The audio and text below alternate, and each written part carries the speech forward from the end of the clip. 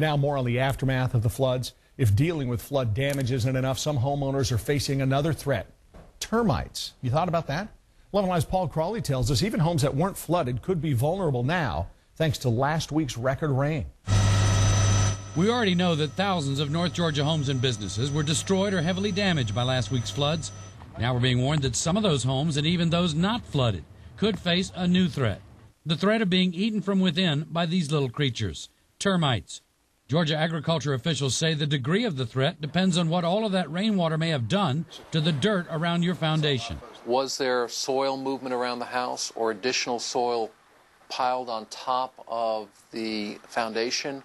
All of those things could affect the termite treatment. This Lawrenceville pest control company showed us an example. This storage building was partially flooded, leaving soil behind and possibly eroding its foundation dirt. Too much or too little soil could mean previous chemical termite treatments may have been washed away or covered over and need to be redone. Meanwhile, some companies are finding that even people whose homes were flooded are discovering a mixed blessing underneath wet sheetrock. That's a good and bad situation. It's a bad situation because they have had the water problem. It's a good situation because they've found a termite problem that obviously they didn't know about.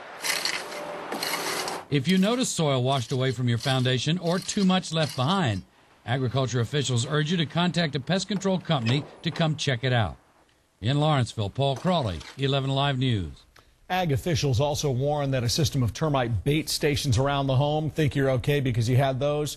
They might be useless if they were flooded.